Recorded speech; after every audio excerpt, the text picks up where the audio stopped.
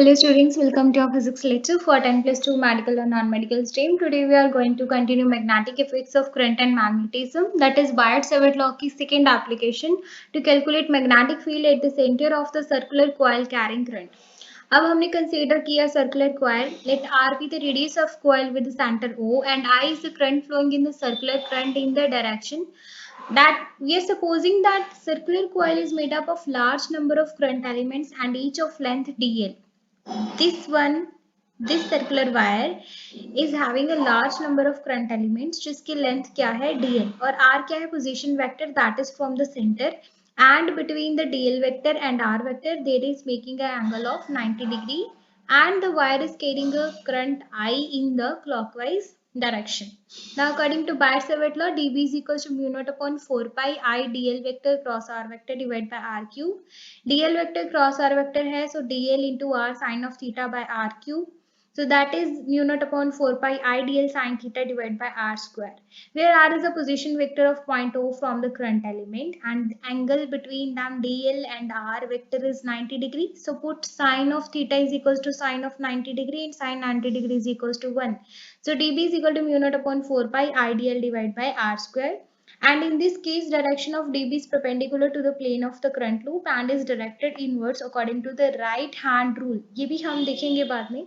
सबसे पहले हम इसको dB जो स्मॉल करंट एलिमेंट की वजह से मैग्नेटिक फील्ड आई है उसको इंटीग्रेट करके हम क्या निकालेंगे सेंटर पॉइंट पे होल ऑफ द वायर की वजह से होल ऑफ द कॉइल की वजह से मैग्नेटिक फील्ड कितना आता है वो कैसे निकालेंगे हम we have to integrate this dB.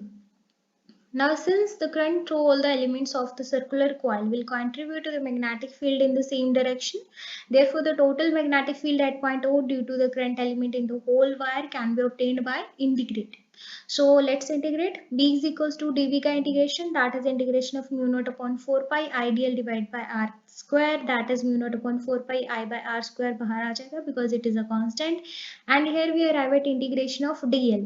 अब dl का मतलब क्या है, ये बाहर वाली लेंथ, सिर्फ इसका integration that is equals to the circumference, एक तरह से ये सर्कल ही है, सर्कुलर कॉइल है तो उसका सर्कमफ्रेंस कितना होगा बेटे 2 पाई आर. तो dl का इंटीग्रेशन जब हम करेंगे that would be equal to 2 pi R. तो यहाँ पे मैंने dl के इंटीग्रेशन की जगह क्या पुट कर दिया 2 pi R, that is mu not upon 4 pi 2 pi I by are.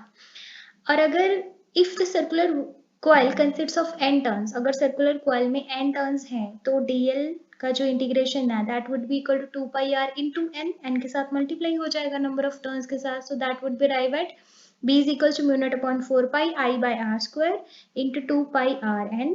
सब कुछ कटाने के बाद जैसे एक आर के साथ एक आर कट गया so that will arrive at mu not upon 4 pi I by R cross 2 pi n. अब जब 2 अगर n इज इक्वल टू 1 है तो 2 पाई क्या हो जाएगा, एक तरह से angle subtend by the coil at the center. So you can also say that B is equals to mu naught upon 4 pi I by R multiplied by this 2 pi when n is equals to 1. So angle subtended by coil at the center. And direction of B, yes, we are talking about direction. यहाँ पे हमने direction की बात की थी that in this case direction of dB is perpendicular to the plane of the current loop and is directed inwards. अब यहाँ पे current कैसा है, clockwise है तो डायरेक्शन dB की क्या हो जाएगी इनवर्ड्स. कैसे बताते हैं कैसे, by having the right hand Thurn rule. Right hand rule by applying it you can find out the direction of B, whether it will be in the outward direction or it will in the inward direction. अब current यहाँ पे क्या है बच्चे, anti clockwise direction है and the curl of the finger represent the current and this thumb represent the B, that is magnetic field की direction किस तरफ होगी, आउटवर्ड होगी. अब अगर इस एंटी क्लॉकवाइज में आप देख लो this one is a dislike thumb, so B जो है magnetic field that will be in the inward direction. इसका मतलब अगर तो लाइक बटन है तो B क्या आ जाएगा आउटवर्ड डायरेक्शन में, अगर डिसलाइक बटन है तो B क्या आ जाएगा इनवर्ड डायरेक्शन में. मैं वीडियो की बात नहीं कर रही हूँ डिसलाइक करने की, मैं यहाँ पे राइट हैंड रूल की बात कर रही हूँ. So in the thumb like thumb B is in the outward direction. I'm again and again repeating because it is a very important point to get that. And in the dislike thumb the current is in the anti-clockwise direction By the curl of fingers you can identify it, and B is in the inward direction, that is magnetic field. So right hand rule को एक बार define भी कर लेते हैं. According to this rule, if we hold the thumb of right hand mutually perpendicular to the grip of the finger such that curvature of finger represent the direction of current in the wire loop, then the thumb of the right hand will point out in the direction of magnetic field near the center of the current loop. अगर इसकी curl जो है वो represent करेंगी कि direction क्या है current की, whether it will be anti clockwise और क्लॉकवाइज डायरेक्शन, तो हम क्या रिप्रेजेंट करेगा मैग्नेटिक फील्ड को, that either be it in outward direction और inward direction. Simple. Next article है हमारे पास magnetic field at a point on the axis of a circular loop और coil carrying current. Consider a circular coil of radius A with the center O. Let plane be the perpendicular to the plane of the coil be perpendicular to the plane of paper. अब वो क्या था, centre पे निकालना था हमें, वहां पे हमने परपेंडिकुलर नहीं लिया, बट यहाँ पे हम इसको परपेंडिकुलर ले रहे हैं, इसीलिए मैंने इसको थोड़ा सा इलोंगेशन में शो किया हुआ है. ठीक है. And I is a current carrying in the oil. P ये कॉइल है आपके पास, प्लेन के परपेंडिकुलर पड़ी है. O और C इसका जो रेडियस है दैट वुड बी A, और कोई भी P पॉइंट ले लिया दैट इज ऑब्जर्वेशन पॉइंट, उसके साथ इसका डिस्टेंस कितना है x, और ये करंट कैरी की हुई है in the anti clockwise direction. अब मैंने इस पॉइंट पे C की वजह से कितना मैग्नेटिक फील्ड आया, D की वजह से मैग्नेटिक फील्ड कितना आया उसको निकाल लिया. C की वजह से दो स्मॉल करंट एलिमेंट्स लिए हैं अब हमने यहाँ पे. इन द प्रीवियस लेक्चर्स हमने सिर्फ एक ही करंट एलिमेंट लिया था, बट इस केस में हमें दो करंट एलिमेंट्स लेने हैं, ये वाला और ये वाला. ओके, ताकि हम देख सकें वो क्यों, वो भी पता लग जाएगा. अब ये आ गया dB डैश इसकी वजह से, और इसकी वजह से आ गया dB. अब इसको मैंने कंपोनेंट्स में रिजोल्व कर लिया, क्योंकि ये फाई है तो ऑब्वियस ये भी क्या होगा फाई. अब फाई के साथ जो वेक्टर आएगा, दैट वेक्टर का कंपोनेंट आएगा that is dB cos theta, यहाँ पे dB डैश cos थीटा, यहाँ पे आ जाएगा dB sin थीटा और dB डैश sin थीटा. जब आप इसको रिजोल्व करोगे dB वेक्टर को और dB डैश वेक्टर को, इसको रिजोल्व किया, अब ये दोनों आपस में क्या हो जाएंगे, कैंसिल हो जाएंगे, और सिर्फ साइन के ही कंपोनेंट्स बचेंगे. यही चीज को देखने के लिए हमने यहाँ पे दो एलिमेंट्स लिए C और D पे, ताकि हम देख सके कि हर एलिमेंट की वजह से कौन सा कंपोनेंट बचेगा, बिकॉज अब हम परपेंडिकुलर टू द एक्सिस ले रहे हैं, क्योंकि अब हम point on the axis of the circular coil loop ले रहे हैं, और हमने ये भी लिया है कि जो कॉइल है वो perpendicular to the plane of paper है, इसीलिए हम देखना चाह रहे हैं कि हर एलिमेंट की वजह से इसका जो कंपोनेंट है, कौन सा कंपोनेंट कंफाइन करेगा, कौन सा कंपोनेंट की वजह से P पॉइंट के ऊपर, ऑब्जर्वेशन पॉइंट के ऊपर मैग्नेटिक फील्ड फाइंड आउट किया जाएगा. So OC is equals to A, OP is equals to X. अब ये A है, ये X है, पाइथागोरस लगा के CP फाइंड कर लिया आपने और DP भी फाइंड कर लिया, कितना आ जाएगा root of A square plus X square, और इसके बाद ये एंगल्स दिए हुए हैं फाई, ये भी एंगल क्या हो जाएंगे फाई. वेक्टर को रिजोल्व कर लिया, कॉस कंपोनेंट्स कैंसिल हो जाएंगे, क्या बचेंगे सिर्फ साइन कंपोनेंट्स. अब आप देख सकते हैं according to Biot Savart dB is equals to mu not upon 4 pi I dl sine 90 degree by R square. क्यों 90 डिग्री, ये देखो यहाँ पे क्या बन रहा है 90 डिग्री, इस स्मॉल एलिमेंट की वजह से और करंट की वजह से, ये जो हमने दो एक्सेस लिए हैं that would be its perpendicular, so ये 90 डिग्री बन रहे हैं, इसलिए ये क्या हो जाएगा sine of 90 degree. R position vector और इसके बीच में जो डिस्टेंस बनता है, so that would be equal to R square. अब आर क्या है, R is a position vector from the current element to the observation point, ये CP, और ये किसके बराबर है पाइथागोरस से root of A square plus X square.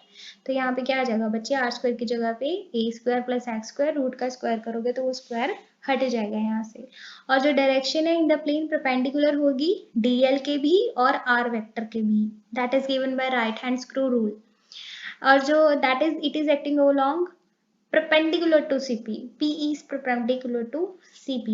PE is perpendicular to CP. तो ये perpendicular distance में, ठीक है जी. उसके बाद है आपके पास similarly DB due to current element of length DL at DB dash की वजह से आ जाएगा, ये सारा DB की वजह से आ जाएगा. अब दोनों कंपोनेंट्स क्या हैं, इक्वल है, तो जब हम रिजॉल्व करेंगे कॉस वाले कंपोनेंट्स तो कैंसिल हो जाएंगे, तो नेट B कितना आ जाएगा DB sin phi, that is mu naught I DL sin phi divide by 4 pi A square plus x square. So b is equals to mu naught I divided by 4 pi a square plus x square sin phi. इसका जब हम integrate करेंगे तो सिर्फ dl का integration हो जाएगा. dl का इंटीग्रेशन मतलब इसी कॉइल का circumference that will be equal to 2 pi a, क्योंकि यहाँ पे रेडियस कितना है a.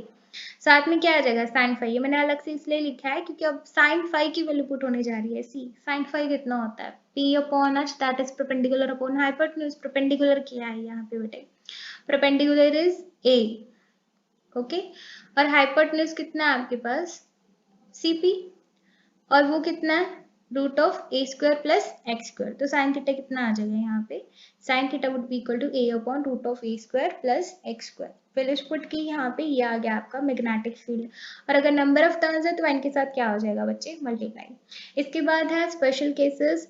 फर्स्ट स्पेशल केस ये है कि अगर p पॉइंट जो ऑब्जर्वेशन पॉइंट है वो रिंग के बिल्कुल क्लोज लाई करे तो वो डिस्टेंस जो है x डिस्टेंस, अब ये P पॉइंट इसके बिल्कुल क्लोज लाई कर रहा है तो x डिस्टेंस क्या हो जाएगा, 0 हो जाएगा. तो फर्स्ट स्पेशल केस में हमने क्या पुट किया यहाँ पे x इक्वल टू 0. क्या बच गया मेरे पास, b is equal to mu not upon 4 pi 2 pi n i a square divide by a की स्क्वायर की पावर 3 बाई 2. 2 के साथ 2 कट हो गया, क्या बच गया mu not upon 4 pi 2 pi n i a square divide by a की क्यूब. 2 a कट जाएंगे और a के बचाएगा. तो ये मैग्नेटिक फील्ड आ जाएगी जब P पॉइंट जो है वो बहुत ही नजदीक लाई कर रहा है टू द सर्कुलर रिंग, यानी कि x इक्वल टू 0 पुट करने के बाद. अब अगर a को मैं मतलब जो a है इसमें तो मैंने x इक्वल टू 0 किया. अब अगर जो x है, x पॉइंट है, ऑब्जर्वेशन पॉइंट है, वो रिंग से बहुत दूर लाई कर रहा है, इसका मतलब x बहुत ज्यादा है तो उसके कंपैरिजन में रेडियस क्या हो जाएगा, बहुत छोटा हो जाएगा. अगर a टर्म इतनी छोटी है तो a स्क्वायर टर्म और भी छोटी हो जाएगी. तो a square plus x square को मैं x स्क्वायर लिख सकती हूँ ना. फॉर एग्जाम्पल 1 करोड़ प्लस 0.1 कर रही हूँ मैं, ठीक है, या फिर 1000 प्लस 0.1 कर रही हूँ तो उसमें 0.1 ऐड करने का कोई फर्क ही नहीं पड़ेगा, वो उतना ही आ जाएगा 1000. दैट इज वाई ये बहुत ज्यादा छोटा है तो इन दोनों का addition that would be equal to x square. Approximately we are letting because x is greater than a. तो यहाँ पे वही अब a को निगलेक्ट कर दिया, क्या आ जाएगा b is equal to mu not upon 4 pi 2 pi a n i a square divide by x की क्यूब. जब आप सॉल्व करोगे इसको आप कर सकते हो खुद से भी इतना. तो next is pi A square क्या है, एरिया ऑफ क्रॉस सेक्शन, और तुम कह सकते हो कि area of current loop. So pi small A square is equal to A. Make sure यहाँ पे जो स्मॉल ए है that would be the radius of the circular loop और जो ये बड़ा ए है that is the area of current loop. तो ये कितना आ जाएगा mu not upon 4 pi 2 n i a capital A divide by x की क्यूब. अब n i a क्या है, m that is magnetic dipole moment of the current loop. क्योंकि अब हम किसकी बात कर रहे हैं, करंट लूप की बात कर रहे हैं जिसको हमने रिगार्ड किया as a magnetic dipole moment, जो कि क्या प्रोड्यूस कर रही है, मैग्नेटिक फील्ड. इसी साथ हम मैग्नेटिक डायपोल मोमेंट की डेफिनेशन क्या लिख सकते हैं, that it is equal to the product of ampere currents. Product of ampere currents n into I क्या है, product of ampere currents, ampere turns and area of current loop. और अगर हम डायपोल की बात करें तो ऑब्वियसली अब पोलैरिटी तो आएगी जब हम डायपोल की बात करें. तो वो पोलैरिटी हम कैसे फाइंड आउट करेंगे, सबसे पहले तो ये देख लीजिए कि ऐसा यूनिट जो मैग्नेटिक डायपोल मोमेंट क्या है वो होता है ampere per metre, ampere metre square पर नहीं है, एम्पियर मीटर स्क्वायर. अब करंट अगर एंटी क्लॉकवाइज डायरेक्शन में है, देखो ये एंटी क्लॉकवाइज डायरेक्शन में है, ये देखो ये downward arrow, this one is upward arrow. So this face is like a north, तो यहाँ पे कौन सी पोलैरिटी आ जाएगी, नॉर्थ पोलैरिटी. अब अगर करंट है क्लॉकवाइज डायरेक्शन में तो इसका फेस दिखेगा साउथ की तरह, so it means it have a south polarity. And when point lies on the axis of the coil at a distance equal to the radius of the coil, that means अगर x equal to a हो जाएगा. Similarly इस equation में आप x equal to a put कर दीजिए, ये वाली इक्वेशन में x equal to A put किया तो आपके पास क्या आ जाएगा, mu not upon 4 pi 2 pi n i a square divide by a square plus e square की power 3 by 2, that is mu not n i 2 raise to power 5 by 2 into a. So next is graph. मैंने graph represent किया हुआ है कि magnetic field induction जो है वो x के इंक्रीज होने से कैसे वेरी करेगी. आप देख सकते हो जब x बिल्कुल 0 है यानी कि p ऑब्जर्वेशन पॉइंट कॉइल के बिल्कुल नजदीक लाई करिए तो उस टाइम पे जो मैग्नेटिक फील्ड है दैट वुड बी मैक्सिमम, और जैसे जैसे x इंक्रीज होगा ये डिक्रीज होनी स्टार्ट हो जाएगी on the both of the axis. That's all. Thank you so much. Hello students, welcome to our physics lecture for 10 plus 2 medical and non-medical stream. Today we are going to continue magnetic effects of current and magnetism, that is Biot-Savart law की second application to calculate magnetic field at the center of the circular coil carrying current. अब हमने consider किया circular coil. Let R be the radius of coil with the center O and I is the current flowing in the circular current in the direction that we are supposing that circular coil is made up of large number of current elements and each of length dl. This circular wire is having a large number of current elements जिसकी length क्या है dl और r क्या है position vector that is from the center and between the dl vector and r vector there is making an angle of 90 degree and the wire is carrying a current I in the clockwise direction. Now according to Biot-Savart law, dB is equals to mu naught upon 4 pi I dl vector cross r vector divided by r cube. dl vector cross r vector है so dl into r sin of theta by r cube. So that is mu naught upon 4 pi I dl sin theta divided by r square, where r is a position vector of point O from the current element and angle between them dl and r vector is 90 degree. So put sin of theta is equals to sin of 90 degree and sin 90 degree is equals to 1. So dB is equal to mu naught upon 4 pi I dl divided by r square. And in this case, direction of dB is perpendicular to the plane of the current loop and is directed inwards according to the right hand rule. ये भी हम देखेंगे बाद में. सबसे पहले हम इसको dB जो small current एलिमेंट की वजह से मैग्नेटिक फील्ड आई है उसको इंटीग्रेट करके हम क्या निकालेंगे सेंटर पॉइंट पे होल ऑफ द वायर की वजह से होल ऑफ द कॉइल की वजह से मैग्नेटिक फील्ड कितना आता है वो कैसे निकालेंगे हम we have to integrate this dB. Now since the current through all the elements of the circular coil will contribute to the magnetic field in the same direction, therefore the total magnetic field at point O due to the current element in the whole wire can be obtained by integrating. So let's integrate. B is equals to dV का integration, that is integration of mu naught upon 4 pi I dl divided by r square, that is mu naught upon 4 pi I by r square बाहर आ जाएगा because it is a constant and here we arrive at integration of dl. अब dl का मतलब क्या है, ये बाहर वाली लेंथ, सिर्फ इसका integration that is equals to the circumference, एक तरह से ये सर्कल ही है, सर्कुलर कॉइल है तो उसका सर्कमफ्रेंस कितना होगा बेटे 2 पाई आर. तो dl का इंटीग्रेशन जब हम करेंगे that would be equal to 2 pi R. तो यहाँ पे मैंने dl के इंटीग्रेशन की जगह क्या पुट कर दिया 2 pi R, that is mu not upon 4 pi 2 pi I by R. और अगर if the circular coil consists of n turns, अगर सर्कुलर कॉइल में n टर्न्स हैं तो dl का जो इंटीग्रेशन है that would be equal to 2 pi R into n के साथ मल्टीप्लाई हो जाएगा नंबर ऑफ टर्न्स के साथ. So that would be arrive at b is equal to mu not upon 4 pi I by R square into 2 pi R n. सब कुछ कटाने के बाद जैसे एक आर के साथ एक आर कट गया so that will arrive at mu not upon 4 pi I by R cross 2 pi n. अब जब 2 अगर n इज इक्वल टू 1 है तो 2 पाई क्या हो जाएगा, एक तरह से angle subtend by the coil at the center. So you can also say that B is equals to mu naught upon 4 pi I by R multiplied by this 2 pi when n is equals to 1. So angle subtended by coil at the center. And direction of B, yes, we are talking about direction. यहाँ पे हमने direction की बात की थी. That in this case direction of dB is perpendicular to the plane of the current loop and is directed inwards.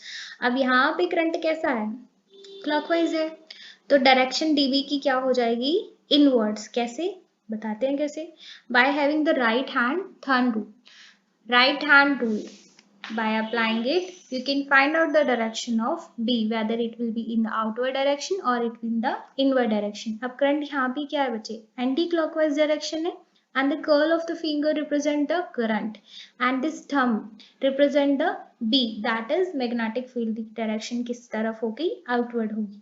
अब अगर इस एंटी क्लॉकवाइज में आप देख लो, this one is a dislike thumb, so B जो है magnetic field that will be in the inward direction. इसका मतलब अगर तो लाइक बटन है तो B क्या आ जाएगा आउटवर्ड डायरेक्शन में, अगर डिसलाइक बटन है तो B क्या आ जाएगा इनवर्ड डायरेक्शन में. मैं वीडियो की बात नहीं कर रही हूँ डिसलाइक करने की, मैं यहाँ पे राइट हैंड रूल की बात कर रही हूँ. So in the thumb, like thumb, B is in the outward direction. I'm again and again repeating because it is a very important point to get that. And in the dislike thumb, the current is in the anti-clockwise direction. By the curl of fingers you can identify it, and B is in the inward direction, that is magnetic field. So right hand rule को एक बार define भी कर लेते हैं. According to this rule, if we hold the thumb of right hand mutually perpendicular to the grip of the finger such that curvature of finger represent the direction of current in the wire loop, then the thumb of the right hand will point out in the direction of magnetic field near the center of the current loop. अगर इसकी curl जो है वो represent करेंगी कि direction क्या है current की, whether it will be anti clockwise और क्लॉकवाइज डायरेक्शन, तो थंब क्या रिप्रेजेंट करेगा मैग्नेटिक फील्ड को, that either be it in outward direction और inward direction. Simple. Next article है हमारे पास magnetic field at a point on the axis of a circular loop और coil carrying current. Consider a circular coil of radius A with the center O. Let plane be the perpendicular to the plane of the coil be perpendicular to the plane of paper. अब वो क्या था, centre पे निकालना था हमें, वहां पे हमने परपेंडिकुलर नहीं लिया, बट यहाँ पे हम इसको परपेंडिकुलर ले रहे हैं, इसीलिए मैंने इसको थोड़ा सा इलोंगेशन में शो किया हुआ है. ठीक है. And I is a current carrying in the coil P. ये कॉइल है आपके पास, प्लेन के परपेंडिकुलर पड़ी है. O और C, इसका जो रेडियस है दैट वुड बी A, और कोई भी P पॉइंट ले लिया दैट इज ऑब्जर्वेशन पॉइंट, उसके साथ इसका डिस्टेंस कितना है x, और ये करंट कैरी की हुई है in the anti clockwise direction. अब मैंने इस पॉइंट पे C की वजह से कितना मैग्नेटिक फील्ड आया, D की वजह से मैग्नेटिक फील्ड कितना आया, उसको निकाल लिया. C की वजह से दो स्मॉल करंट एलिमेंट्स लिए अब हमने यहाँ पे. इन द प्रीवियस लेक्चर्स हमने सिर्फ एक ही करंट एलिमेंट लिया था, बट इस केस में हमें दो करंट एलिमेंट्स लेने हैं, ये वाला और ये वाला. ओके, ताकि हम देख सकें वो क्यों, वो भी पता लग जाएगा. अब ये आ गया dB डैश इसकी वजह से, और इसकी वजह से आ गया dB. अब इसको मैंने कंपोनेंट्स में रिजोल्व कर लिया, क्योंकि ये फाई है तो ऑब्वियस ये भी क्या होगा फाई. अब फाई के साथ जो वेक्टर आएगा, दैट वेक्टर का कंपोनेंट आएगा that is dB cos theta, यहाँ पे dB डैश cos थीटा, यहाँ पे आ जाएगा dB sin थीटा और dB डैश sin थीटा. जब आप इसको रिजोल्व करोगे dB वेक्टर को और dB डैश वेक्टर को, इसको रिजोल्व किया, अब ये दोनों आपस में क्या हो जाएंगे, कैंसिल हो जाएंगे, और सिर्फ साइन के ही कंपोनेंट्स बचेंगे. यही चीज को देखने के लिए हमने यहाँ पे दो एलिमेंट्स लिए C और D पे, ताकि हम देख सके कि हर एलिमेंट की वजह से कौन सा कंपोनेंट बचेगा, बिकॉज अब हम परपेंडिकुलर टू द एक्सिस ले रहे हैं, क्योंकि अब हम point on the axis of the circular coil loop ले रही है, और हमने ये भी लिया है कि जो कॉइल है वो perpendicular to the plane of paper है, इसीलिए हम देखना चाह रहे हैं कि हर एलिमेंट की वजह से इसका जो कंपोनेंट है, कौन सा कंपोनेंट कंफाइन करेगा, कौन सा कंपोनेंट की वजह से P पॉइंट के ऊपर, ऑब्जर्वेशन पॉइंट के ऊपर मैग्नेटिक फील्ड फाइंड आउट किया जाएगा. So OC is equals to A, OP is equals to X. अब ये A है, ये X है, पाइथागोरस लगा के CP फाइंड कर लिया आपने, और DP भी फाइंड कर लिया, कितना आ जाएगा root of A square plus X square, और इसके बाद ये एंगल्स दिए हुए हैं फाई, ये भी एंगल क्या हो जाएंगे फाई. वेक्टर को रिजोल्व कर लिया, कॉस कंपोनेंट्स कैंसिल हो जाएंगे, क्या बचेंगे सिर्फ साइन कंपोनेंट्स. अब आप देख सकते हैं according to Biot Savart dB is equals to mu naught upon 4 pi ideal sin 90 degree by r square. क्यों 90 डिग्री, ये देखो यहाँ पे क्या बन रहा है 90 डिग्री, इस स्मॉल एलिमेंट की वजह से और करंट की वजह से, ये जो हमने दो एक्सेस लिए हैं that would be its perpendicular, so ये 90 डिग्री बन रहे हैं, इसलिए ये क्या हो जाएगा sine of 90 degree. R position vector और इसके बीच में जो डिस्टेंस बनता है, so that would be equal to R square. अब आर क्या है, R is a position vector from the current element to the observation point, ये CP, और ये किसके बराबर है पाइथागोरस से, root of A square plus X square. तो यहाँ पे क्या आ जाएगा बच्चे, आर स्क्वायर की जगह पे A square plus X square, root का स्क्वायर करोगे तो वो स्क्वायर हट जाएगा यहाँ से, और जो डायरेक्शन है इन द प्लेन परपेंडिकुलर होगी DL के भी और R वेक्टर के भी, that is given by right hand screw rule, और जो that is it is acting along perpendicular to CP. PE is perpendicular to CP. PE is perpendicular to CP. तो ये perpendicular distance में, ठीक है जी. उसके बाद है आपके पास similarly DB due to current element of length DL at DB dash की वजह से आ जाएगा, ये सारा DB की वजह से आ जाएगा. अब दोनों कंपोनेंट्स क्या हैं, इक्वल है, तो जब हम रिजोल्व करेंगे कॉस वाले कंपोनेंट्स तो कैंसिल हो जाएंगे, तो नेट B कितना आ जाएगा dB sin phi, that is mu naught I DL sin phi divide by 4 pi a square plus X square. So B is equal to mu naught I divide by 4 pi A square plus X square sine phi. इसका जब हम integrate करेंगे तो सिर्फ DL का integration हो जाएगा. DL का इंटीग्रेशन मतलब इसी कॉइल का circumference that will be equal to 2 pi A, क्योंकि यहाँ पे रेडियस कितना है ए. साथ में क्या आ जाएगा साइन फाई. ये मैंने अलग से इसलिए लिखा है क्योंकि अब साइन फाई की वैल्यू पुट होने जा रही है. सी साइन फाई कितना होता है P upon H that is perpendicular upon hypotenuse. Perpendicular क्या है यहाँ पे बेटे, परपेंडिकुलर इज ए.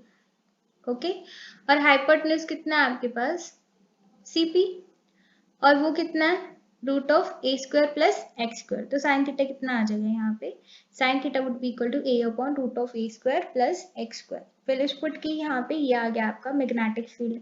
और अगर नंबर ऑफ टर्न्स है तो एन के साथ क्या हो जाएगा बच्चे, मल्टीप्लाई. इसके बाद है special cases. First special case ये है कि अगर पी पॉइंट जो ऑब्जर्वेशन पॉइंट है वो रिंग के बिल्कुल क्लोज लाई करे तो वो डिस्टेंस जो है एक्स डिस्टेंस, अब ये पी पॉइंट इसके बिल्कुल क्लोज लाई कर रहा है तो एक्स डिस्टेंस क्या हो जाएगा, जीरो हो जाएगा. तो फर्स्ट स्पेशल केस में हमने क्या पुट किया यहाँ पे x इक्वल टू जीरो. क्या बच गया मेरे पास, b is equal to mu not upon 4 pi 2 pi N I A square divide by A की स्क्वायर की पावर 3 बाई 2. 2 के साथ 2 कट हो गया, क्या बच गया mu not upon 4 pi 2 pi N I A square divide by A की क्यूब. 2 ए कट जाएंगे और एक ही बचाएगा. तो ये मैग्नेटिक फील्ड आ जाएगी जब P पॉइंट जो है वो बहुत ही नजदीक लाई कर रहा है टू द सर्कुलर रिंग, यानी कि x इक्वल टू 0 पुट करने के बाद. अब अगर A को मैं मतलब जो A है इसमें तो मैंने x इक्वल टू 0 किया. अब अगर जो x है, x पॉइंट है, ऑब्जर्वेशन पॉइंट है, वो रिंग से बहुत दूर लाई कर रहा है, इसका मतलब x बहुत ज्यादा है तो उसके कंपैरिजन में रेडियस क्या हो जाएगा, बहुत छोटा हो जाएगा. अगर a टर्म इतनी छोटी है तो a स्क्वायर टर्म और भी छोटी हो जाएगी. तो a square plus X square को मैं x स्क्वायर लिख सकती हूँ ना. फॉर एग्जाम्पल 1 करोड़ प्लस 0.1 कर रही हूँ मैं, ठीक है, या फिर 1000 प्लस 0.1 कर रही हूँ तो उसमें 0.1 ऐड करने का कोई फर्क ही नहीं पड़ेगा, वो उतना ही आ जाएगा 1000. दैट इज वाई ये बहुत ज्यादा छोटा है तो इन दोनों का addition that would be equal to X square. Approximately we are letting because X is greater than A. तो यहाँ पे वही अब a को निगलेक्ट कर दिया, क्या आ जाएगा b is equal to mu not upon 4 pi 2 pi N I A square divide by X की क्यूब. जब आप सॉल्व करोगे इसको आप कर सकते हो खुद से भी इतना. तो next is pi A square क्या है, एरिया ऑफ क्रॉस सेक्शन, और तुम कह सकते हो कि area of current loop. So pi small A square is equal to A. Make sure यहाँ पे जो स्मॉल ए है that would be the radius of the circular loop, और जो ये बड़ा ए है that is the area of current loop. तो ये कितना आ जाएगा mu not upon 4 pi 2 N I A capital A divide by X की क्यूब. अब एन आई ए क्या है, m that is magnetic dipole moment of the current loop. क्योंकि अब हम किसकी बात कर रहे हैं, करंट लूप की बात कर रहे हैं, जिसको हमने रिगार्ड किया as a magnetic dipole moment, जो कि क्या प्रोड्यूस कर रही है, मैग्नेटिक फील्ड. इसी साथ हम मैग्नेटिक डायपोल मोमेंट की डेफिनेशन क्या लिख सकते हैं, that it is equal to the product of ampere currents. Product of ampere currents n into I क्या है, product of ampere currents, ampere turns and area of current loop.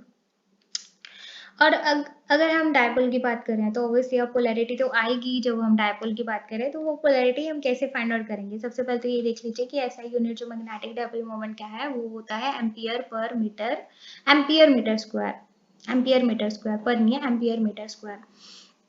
अब current अगर anti clockwise direction में है, देखो ये anti clockwise direction में है, ये देखो ये downward arrow, this one is upward arrow. So this face is like a north, तो यहाँ पे कौन सी पोलैरिटी आ जाएगी, नॉर्थ पोलैरिटी.